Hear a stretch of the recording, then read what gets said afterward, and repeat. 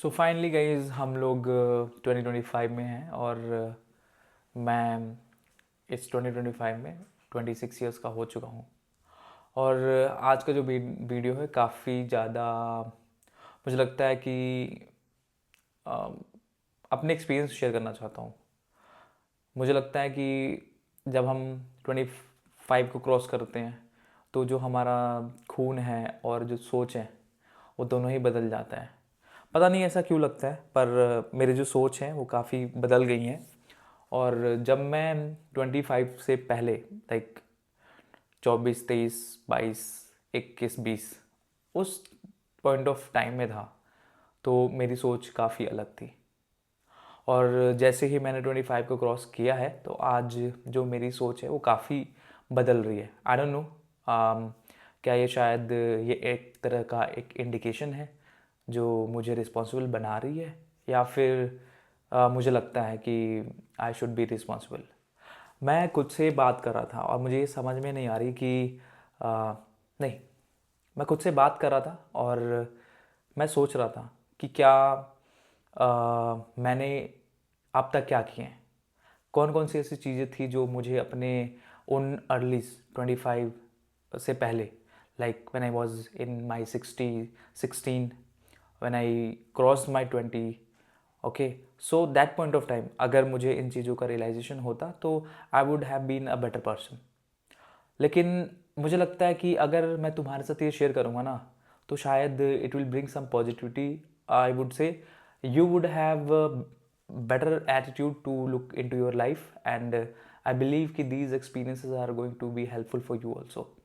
So देखो, मैंने जो अभी 26 के उम्र में जो चीज़ें मैंने सीखी है I am going to share with you.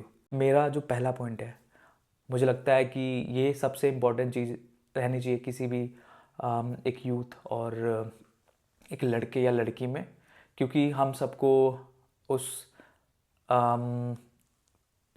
Particular time को क्रॉस करना है। और उस उम्र में हम जाने अनजाने में बहुत सारी गलतियां करते हैं। तो मैं चाहता हूं कि मेरे एक्सपीरियंस से अगर अब तुम लोग सही डिसीजन ले पा रहे हो तो आई बिलीव कि इससे बढ़िया बढ़िया काम कुछ नहीं हो सकता है।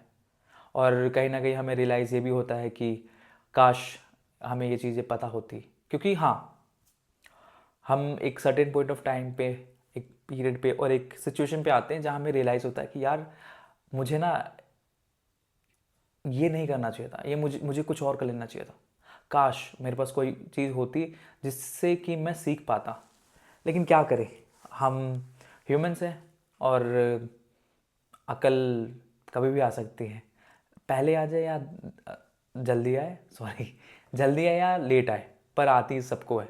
लेकिन हाँ, ये जब ही आती है जब अपने आप को तुम रिस्पॉन्सिबल ठहराते हो। अगर रिस्पॉन्सिबल नहीं ठहराओगे तो ये कभी नहीं आ सकती है। कहते हैं ना कि जिम्मेदारियाँ सबको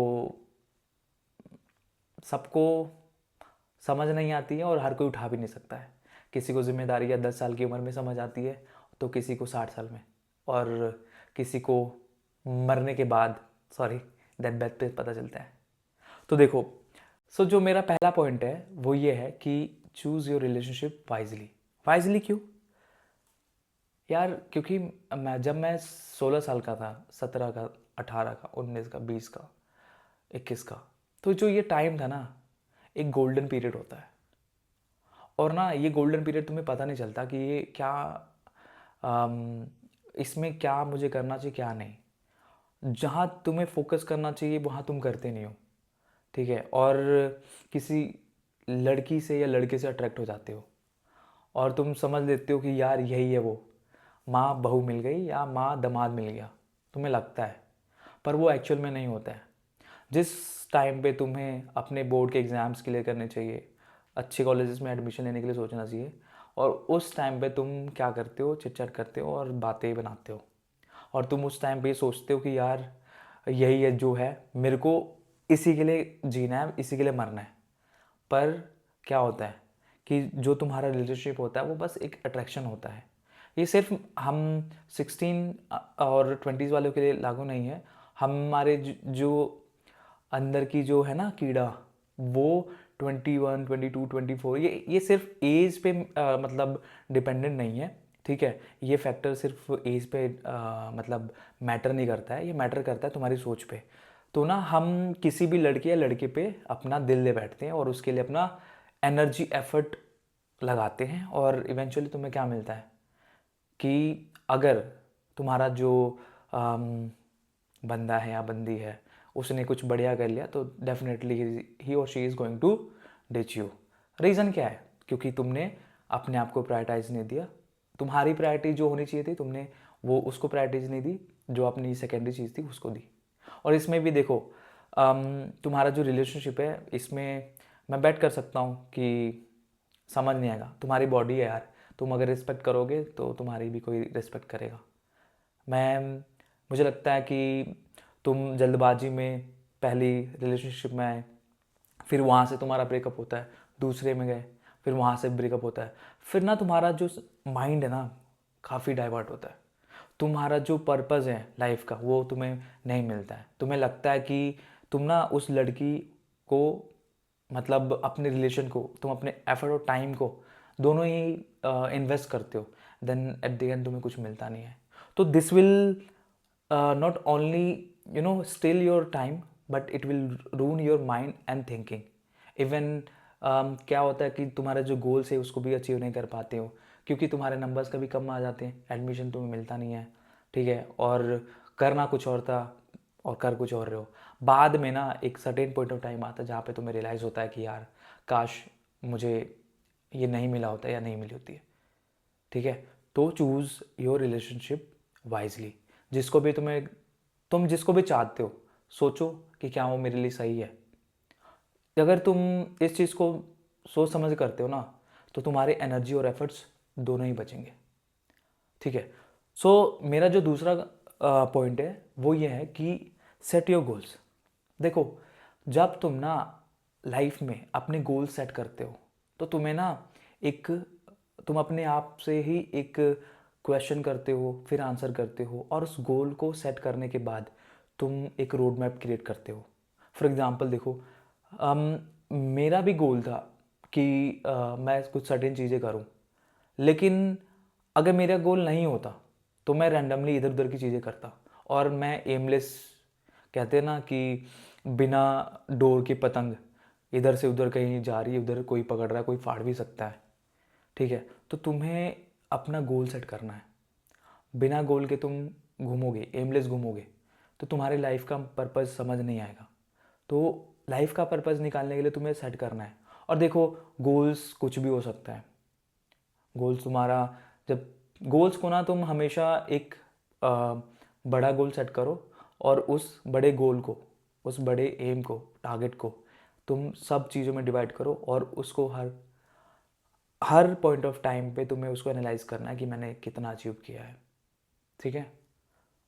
और देखो यार, मुझे लगता ना कि मैं भी एक अभी लर्निंग फेज में हूँ।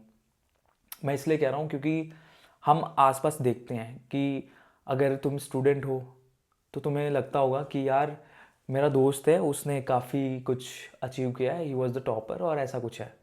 पर तुमने कभी ये एनालाइज नहीं किया यार कि वो बंदा टॉपर क्यों है। तुम्हें पता है वो टॉपर इसलिए है क्योंकि उसने गोल्स सेट किए हैं और उन गोल्स को अचीव करने के लिए वो दिन रात मेहनत करता है। तुम्हें पता है उसके नंबर क्यों आ रहे हैं, उसके वो कुछ भी करता है तो उसके पास हज़ार चीज़ें हैं, ठीक है, करता है और उसमें जीतता है, और उस जीतने का ना मज़ा कुछ और है। तुम्हारा जो गोल बन जाता है ना वो कोई मतलब तुम्हारा जो गोल बन जाता है वो बन जाता है सेकेंडरी थिंग, वो तुम्हारे रिलेशनशिप हो जाता है, या फिर तुम्हारे जो दोस्त हैं वो बन सकते हैं, कुछ भी बन जाता है, या तो तुम्हारा गेमिंग बन जाएगा, कुछ भी बन जाएगा। देखो, अनटिल और अनलेस अगर तुम एक वेल्दी रिच फैमिली के पार्ट हो तो तुम्हारे लिए कोई ये चीज़ें मैटर नहीं करती है। लेकिन यार अगर तुम गरीब हो ना यार तो तुम्हारे लिए बहुत मैटर करती है। ट्रस्ट मी, तुम्हें तुम्हें पता होगा कि तुम्हारे माँ बाप कैसे फाइनेंस कर रहे होंगे, तुम्हारी हर एक चीज़ों को बेयर कर रहे हैं, और तुम्हें अनकंडीशनल लव देने के बाद भी तुम उनके एक्सपेक्टेशन को मीट नहीं कर पा रहे हो तो यार क्या करेंगे। मैं कुछ नहीं कर सकता, तुम खुद समझो, रियलाइज़ करो, ठीक है। तो जो मेरा सेकंड पॉइंट था वो था सेट गोल्स। ठीक है। जो मेरा थर्ड पॉइंट है वो ये है कि find true meaning of success. देखो यहाँ पर ना सक्सेस बड़ा ही ऑब्जेक्टिव है, सॉरी सब्जेक्टिव है। सब्जेक्टिव क्यों? क्योंकि ना हम सबके लिए सक्सेस एक अलग अलग तरीके का डेफिनेशन हो सकता है।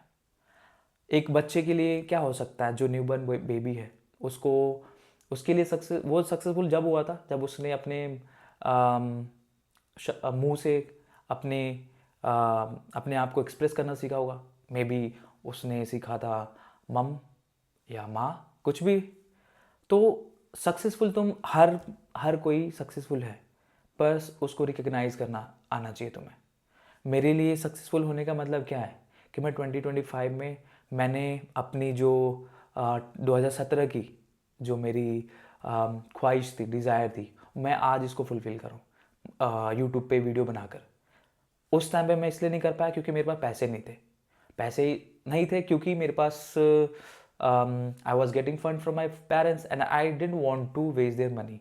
ठीक है, तो आज मैं कमा रहा हूँ पैसे, अपना 9 to 5 जॉब कर रहा हूँ, देन उसके बेसिस पे मैं पैसे सेव कर रहा हूँ, then I am doing all this things.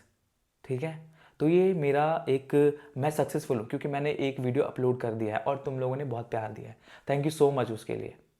ठीक है, सक्सेसफुल तुम जब हो, जब तुम एक अपने फियर को ओवरकम कर रहे हो। सक्सेसफुल तुम जब हो अगर तुमने स्विमिंग, तुम्हें पानी से डर है और तुम स्विमिंग सीख रहे हो, तो तुम सक्सेसफुल हो।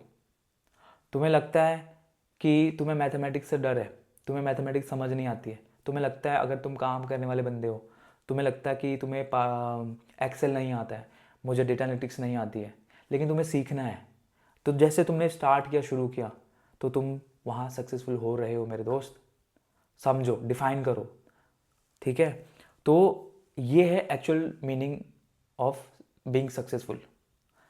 थर्ड ये है कि learn to value yourself. देखो, तुम कहोगे यार ये कैसे कि हम तो अपने आप को वैल्यू करते। नहीं मेरे दोस्त, तुम वैल्यू नहीं करते हो। तुम ना हर एक टाइम पर तुम अपने आप को डिसरिस्पेक्ट करते हो।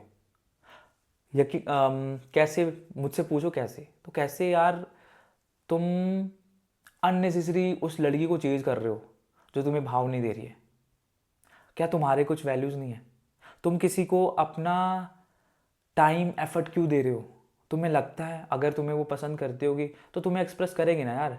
तुम देखो ना, क्यों अपनी एनर्जी, एफर्ट्स और तुम टाइम वेस्ट कर रहे हो? तुम अपनी बॉडी की रिस्पेक्ट करो ना। तुम सिगरेट क्यों पी रहे हो? तुम अल्कोहल क्यों कंज्यूम कर रहे हो? तुम बाहर का खाना क्यों खा रहे हो मेरे भाई? अगर तुम अपनी बॉडी का रिस्पेक्ट करोगे तो तुम्हें एक अलग लेवल पे तुम्हें ये चीज़ ले जाएगी। ट्रस्ट मी, ये चीज़ करके देखो, अच्छा लगेगा। ठीक है, मेरा जो पांचवा पॉइंट है वो है be true to yourself. देखो, ये जो पांचवा पॉइंट है ना, ये हम सब ना अनकॉन्शियसली ना हम अपने आप से झूठ बोलते आ रहे हैं। झूठ झूठ झूठ झूठ, हर एक जगह पर झूठ बोलते हैं। हमें लगता है कि हम दूसरे से झूठ बोल रहे हैं, हम दूसरों को बेवकूफ़ बना रहे हैं, पर नहीं, ये सच नहीं है। ये सच इसलिए नहीं है क्योंकि अल्टीमेटली तुम्हारे माइंड को, एक सबकॉन्शियस माइंड को तुम ये मैसेज कर रहे हो कि नहीं, तुम जस्टिफाई कर रहे हो अपने आप को। कोई गलत चीज़ हो चुकी है, तुम जस्टिफाई कर रहे हो कि नहीं, तुम सच्चे हो और तुम सच काम कर रहे हो, अच्छा काम कर रहे हो। नहीं, अगर तुम उस काम को, जो भी तुमने किया है, और तुम्हें लगता है कि वो गलत है, तो तुम्हें खुद से सॉरी बोलना चाहिए और सॉरी बोलकर मूव ऑन करना चाहिए और तुम्हें कमिट करना चाहिए कि यार मैं आगे से ये काम नहीं करूँगा। चाहे ये कुछ भी हो सकता है। अगर तुम रिलेशनशिप में हो, तुम्हें लगता है कि तुमने झूठ बोला है, तो यू शुड कन्फ्रंट, और तुम्हें उसी वक्त तुम्हें माफ़ी मांगना चाहिए। अगर तुम्हें लगता है कि तुमने अपने पेरेंट्स का दिल दुखाया है, तो तुम्हें माफ़ी मांगना चाहिए। इससे ना तुम्हें मन को ना हल्का फील होगा, तुम अच्छा अच्छा फील करोगे। और ट्रस्ट मी, जो जब तुम किसी के सामने अपनी गलतियों को एक्सेप्ट करते हो ना, तो वो सामने वाला तुम्हें अपनाता है और खुले दिल से अपनाता है।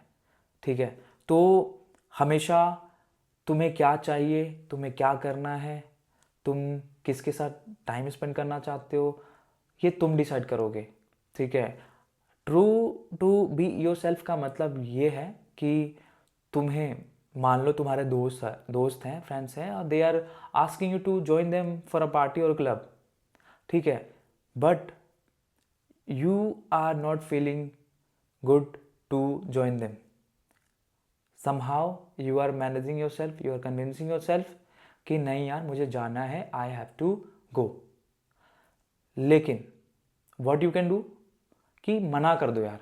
तुम्हें थोड़े टाइम के लिए उन्हें बुरा लगेगा, लेकिन अल्टीमेटली ये चीज़ें तुम्हारे लिए अच्छी होगी। तो ये समझो इस चीज़ को और इसको इम्प्लीमेंट भी करो, एक बार कोशिश करो, अच्छा लगेगा। जो मेरा 6th पॉइंट है वो ये है कि focus on your communication skills. देखो यार, हम ना ह्यूमन बींग्स हैं और हमें कई फ्लॉज हैं और हम उन पे अनकॉन्शियसली काम नहीं करते हैं। मैं अगर अपनी बात बताऊं तो आई हेल फ्रॉम बिहार, एंड जब मैं दिल्ली आया था पढ़ने के लिए तो मेरे पास बहुत सारे चैलेंजेस आती थी, ठीक है, चैलेंजेस थी, और बाय द टाइम मैंने उनको ओवरकम किया। जब मैं वहाँ से आया तो मुझे भोजपुरी आती थी, हिंदी तक नहीं आती थी। तो for this I use to get bullied by my classmates, और मेरे लिए that point of time it was very difficult to learn Hindi और टू स्पीक हिंदी, ठीक है, but I manage to be fluent speaking Hindi. या तुम्हें लगता हो ये कॉमन सी चीज़ है, पर नहीं यार, ये मेरे लिए कॉमन चीज़ नहीं थी, ठीक है। तो अपने कम्युनिकेशन को मैंने ठीक किया हिंदी, ठीक है। Then I move to learn secondary language which was English. Then once I get fluent in English, then I started learning French.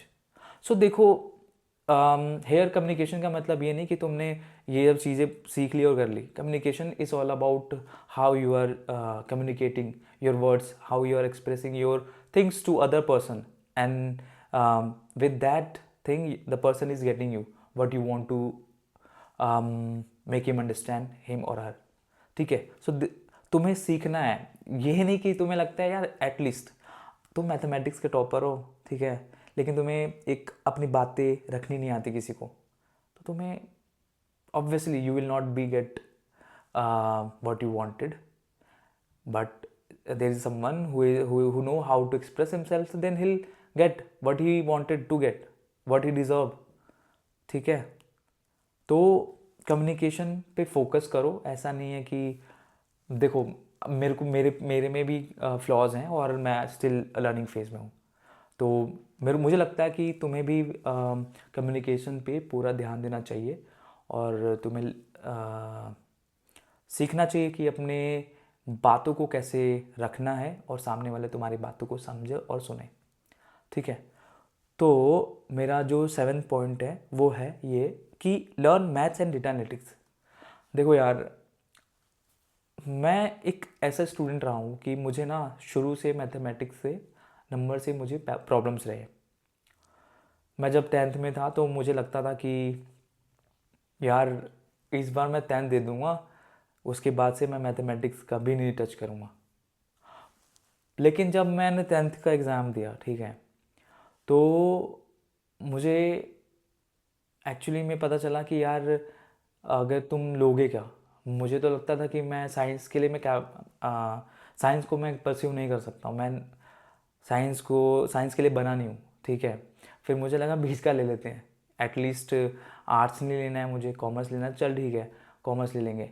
फिर किसी ने मुझे बताया कि यार बिना कॉमर्स विदाउट मैथ्स क्या करेगा लेके, it's better to take humanities. लेकिन मैंने फिर कॉमर्स विद मैथ्स लिए। फिर मैंने सोचा कि नहीं, एक बार मुझे मेरी 12th हो जाएगी ना तो मैं मैथमेटिक्स को हाथ तक नहीं लगाऊंगा, ठीक है। तो 12th होने के बाद आई समहाउ मैनेज टू पास। फिर मैंने अपना ग्रेजुएशन के लिए गया तो वहाँ इकोनॉमिक्स ले ली, इकोनॉमिक्स ऑनर्स। तो यार मतलब मैं देख रहा हूँ कि मैथ्स मेरे को कहीं छोड़ ही नहीं रही है। नाउ आई रियलाइज़ कि जो भी होता ना, मैथमेटिक्स तुम्हें कभी कहीं नहीं छोड़ेगी, ठीक है। तो अगर तुम ह्यूमैनिटीज़ के हो, तुम्हें मैथमेटिक्स से डर लगता है, तो यार मैं ये कहूँगा कि जिस भी स्टेज पे हो, अगर तुम 10वीं में हो, 12वीं में हो या कॉर्पोरेट में हो, ठीक है मेरे दोस्त, या मैं कहूँगा कि तुम ना शुरू से शुरू करो, ठीक है। इसको ना बिल्कुल बेसिक से शुरू करते हैं और अपने आप को टाइम दो। टाइम देने के माना तुम्हारी चीज़ें सही होने लग जाएंगी। और देखो बाय 2030 डेटा एनालिटिक्स जो होगा सबसे डिमांडिंग करियर होगा, ठीक है। सिर्फ यही नहीं, ये जो डेटा एनालिटिक्स है आपको हर फील्ड में आने वाली है, चाहे आपकी हेल्थ इंडस्ट्रीज़ हो या फिर फिनटेक हो या फिर एविएशन हो या फिर मरीन हो, ये हर चीज़ में। तो तुम ना एक अपने आप में स्किल्स सेट कर रहे हो। और मैथमेटिक्स जो है ना तुम्हें बहुत कॉन्फिडेंस देता है। तुम्हें तुम्हें ना ये, इसको मैं कहता हूँ ये mathematics is an elite language, ठीक है। ये हर कोई नहीं बोल सकता है और हर कोई नहीं समझ सकता है। तो यार इसको इसको चेज़ करो, मैथमेटिक्स को चेज़ करो, ठीक है। मेरा जो 8वां पॉइंट है, लर्न कुकिंग। देखो यार तुम्हें लगा ये अजीब सी चीज़ है यार कि कुकिंग क्या करेंगे, हम मेड रख लेंगे या कुछ भी कर लेंगे। पर यार मुझे लगता है कि ना कुकिंग जो है ना बहुत इंपॉर्टेंट चीज़ है। वो इसलिए क्योंकि ना जब मैं दिल्ली आया था तो I use to stay with my parents and post COVID they left for hometown, and since then I'm been living here. So in between time I realized कि यार I should have learned cooking. तो I learned I can cook. और since I am working तो मैं देखता हूँ कि those people who don't know cooking, so they have to you know uh, take the food from outside. They order food, they do Zomato, they take from their mess, so which is basically they prepare unhygienically, right? ये reason क्या है कि अगर वो cooking उनको आती तो शायद वो बेटर चीज़ें बना के बेटर अपने हेल्थ का ध्यान रख सकते थे, ठीक है। लेकिन उनको जो मेस में खाना मिलता है वो एक प्रॉपर हाइजीन तरीके से बना के क्वालिटी जो होती है वो ढंग से नहीं करते हैं, जिसकी वजह से मैं देख रहा हूँ आसपास में वो लोग बीमार भी हो जाते हैं, ठीक है। तो कुकिंग से ना तुम्हारे बहुत सारे तुम्हारे देख तो पहला तुम्हारा पैसा बचेगा, दूसरा ये कि तुम्हें अपने पसंद की अपनी चीज़ें खाओगे। और एक आर्ट है मेरे दोस्त, अगर तुम्हें कुकिंग आती है तो तुम हर किसी को भी खुश कर सकते हो, ठीक है। और सबसे बड़ी बात कि कुकिंग करके जब तुम अपने हाथ से किसी को बना के खिलाते हो तो सामने वाला बहुत इम्प्रेस होता है, ठीक है, क्योंकि तुम्हारा उसमें प्यार और आ, प्यार ही छुपा होता है, ठीक है। ओके, सो जो 9वां पॉइंट मेरा ये है कि स्टिक टू योर रूट्स। देखो मैं इसलिए इसको कहना चाहता हूँ क्योंकि ना तुम्हें अपने रूट से हमेशा जुड़े रहना चाहिए। मैं तुम्हें इसलिए कह रहा हूँ क्योंकि ना मैं देख रहा हूँ यहाँ पर, मैं मिलता हूँ लोगों से और मैं समझता हूँ कि कुछ लोग हैं जो खुद को समझते हैं कि अगर किसी कहीं और से माइग्रेट हो, किसी और स्टेट से माइग्रेट हो के आए हैं, तो उनको लगता है कि यार नहीं, अगर मैं अपनी चीज़ें मतलब छुपाऊँगा ना तो मुझे लोग मतलब तिरछी आंखों से देखेंगे। पर ऐसा नहीं है। जब तुम अपनी कल्चर अपने रूट को कैरी करते हो ना तो मेरे दोस्त तुम्हें हर कोई चाहता है। ये तुम्हारा जो रूट है ना, तुम्हारा कल्चर है ना, वो तुम्हें एक कॉन्फिडेंस देता है। अगर रूट का मतलब मेरा ये सिर्फ स्टेट और इससे नहीं है, मेरा मतलब ये भी है कि तुम किस फैमिली से किस बैकग्राउंड से आते हो, ठीक है। तुम फाइनेंशियली तुम्हारी फैमिली स्टेबल है या नहीं है, और तुम उस चीज़ को एक्सेप्ट करते हो ना, तो तुम सच में तुम्हारे अंदर का जो लेवल ऑफ कॉन्फिडेंस होना बहुत ज़्यादा होता है और तुम कुछ भी करने के लिए तैयार रहते हो। समझ रहे हो, ये उबलता हुआ खून होता है तुम्हारा। और जब तुम्हें रियलाइज़ होता ना कि यार जब तुम्हारे अंदर कॉन्फिडेंस आता ना तो तुम कुछ भी करने के लिए तैयार रहते हो, चाहे वो कुछ भी हो। लास्ट जो है मतलब वो है कि prioritize your family and personal goals. मैं ये चीज़ें तुम्हें समझ नहीं आई होगी कि मैं क्यों कह रहा हूँ कि फैमिली को प्रायोरिटाइज और गोल्स को क्यों प्रायोरिटाइज करना चाहिए। वो रीज़न ये है ना यार कि हम सब ना एक रेस के लिए दौड़ रहे हैं, और इस रेस को पूरा करने के लिए ना हम अपने फैमिली को कहीं दूर छोड़ के आ जाते हैं। क्योंकि मुझे पता है मैं अपनी फैमिली को 1000 किलोमीटर 1100 किलोमीटर दूर छोड़ के यहाँ दिल्ली जैसे टॉक्सिक शहर में रह रहा हूँ, और मुझे आए दिन मुझे उनकी याद आती है।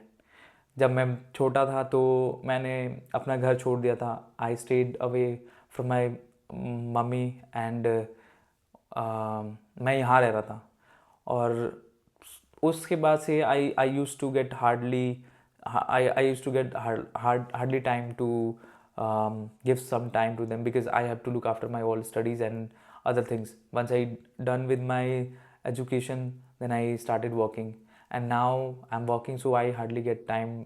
I hardly get offs, because I have to no, क्योंकि मेरे पास कुछ और चीज़ें आ गई हैं, और प्रायरिटीज़ आ गई हैं, मुझे और अपस्किलिंग करनी है। ठीक है, मुझे लगता है कि यार मैं ये कर लूँगा, अगर ये कर लूँगा तो मेरी चीज़ें बेटर ऑफ हो सकती हैं, पर इसके लिए भी तुम्हें टाइम देने निकालना पड़ेगा। ठीक है, तुम अगर दूर रहते हो तो आई वुड से कि यार तुम दिन में एक बार अपने पेरेंट्स से बात कर सकते हो। तुम उनसे कुछ भी बोलो, बात करो, तुम्हें अपनी चीज़ें शेयर करो, और उनके लिए तुम एक प्यार से नमस्ते और कुछ ग्रीटिंग्स भी कर दोगे ना, तो दे विल फील हैप्पी, और तुम्हें भी अच्छा लगेगा। अगर तुम्हारे पापा से बात नहीं होती है तो आई वुड से कि तुम बात करो यार। ठीक है, और तुम्हारे जो पर्सनल गोल्स है उनको भी कभी भी अवॉइड नहीं करना है किसी सेकंड पर्सन और थर्ड पर्सन के लिए। तो ये सारी चीज़ें हैं जो मुझे लगता है कि तुम्हें अपने लाइफ में